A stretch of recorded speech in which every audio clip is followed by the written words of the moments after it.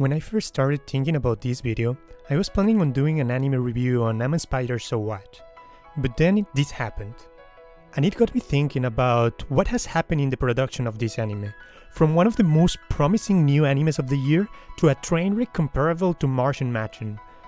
And while I understand that the overall problem is deeply rooted on the Japanese anime industry that overworks its animators, as a consumer I can only talk about the end result. And this end result is what led me to decide to give my take on one of the most divisive topics in the anime community, CGI. Have you ever watched an anime and thought that something was out of place? You are not really sure what it is, but you know it's there. And once you have seen it, you can just unsee it. That was the role of CGI in the past.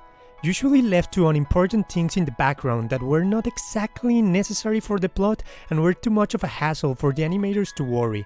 And I can say that while most of us were not happy about it, we were okay as long as the important things were left just as we wanted.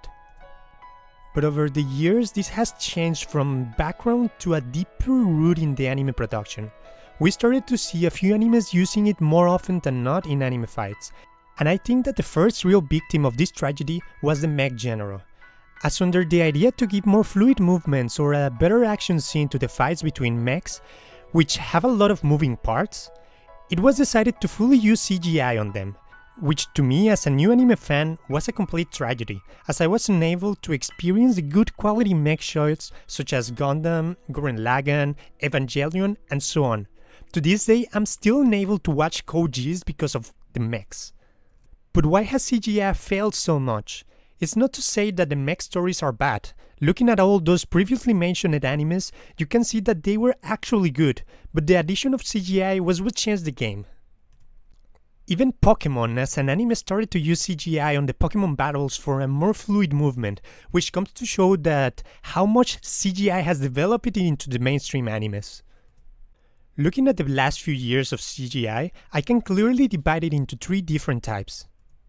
First, we have the mech type, which I already talked about, which is by the looks of it still needs improvement, but has been developed over the past few years to almost beautiful point. Second is the human CGI, which can be divided into two subtypes.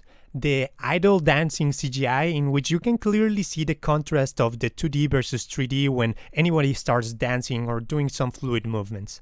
And the full anime CGI, which to this day is still the worst type of anime to me. Every time I see those clunky walking, the weird facial expressions, the contrast between 2D background and the 3D characters, my body simply can't take it. And lastly, we have the monster/beastman type, which to me is the only good and acceptable type. We have great examples of this in Dorohedoro, Beastars, and even Attack on Titan. Yes, I said it, the CGI on Attack on Titan is acceptable, don't judge me. But what is the reason that only one of these type works, while the human and mech CGI are still impossible to watch? Well, for most of it, the idea behind it is simple. We know how humans are. We know how they move, their expressions, and while the 2D anime can't exactly recreate every expression, it is not trying to perfectly miming human functions. It's just doing its own thing of being an anime. This also applies to mechs. While we don't have a big giant robots in our everyday life, we have seen machines, robots, and even some replicas of real mech. So in both instances, we can see this contrast between what we imagine it should look like and the CGI result, and our mind just can't accept it, it just feels wrong.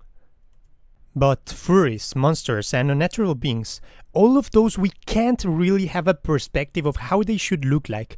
We just can't imagine how a lizard man should look, or how a wolfman should walk, or his facial expressions, so we just accept what is thrown at us without worrying.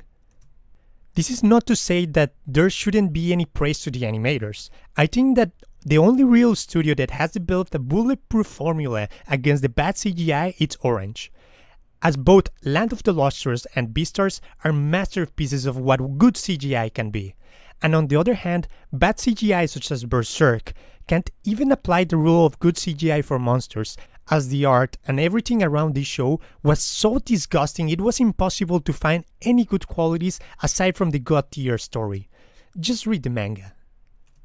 But it's not wrong to say that the CGI has developed over the years, and we're reaching to a point where it's basically a necessity in animation, as both production quality and the amount of shows that we get in each season is ramping up. There will be times where animators will inevitably have to look at CGI as a realistic option to be able to finish this work. The only problem for this is the quality difference between the studio or even animators. When you see the orange logo, you know that you're in good hands, but it is the other studios that frighten me. Even this season, we had a few examples of good quality versus bad quality. We have the random show about group gymnastics with one of the most fluid movements and animations you have ever seen that enhances the viewer experience. And then, we have this Sesto CGI that is comparable to X-Arms, and changing between 2 and 3D just made me throw up. Which brings me to my starting point. So I'm a spider, so what? Looking back at it, I remember the first few episodes seeing the spider fighting monsters, and I can see the CGI. I know it's there, but at the same time, watching CGI monsters doesn't look wrong, but a way to improve the animation by showing us a good fighting scenes.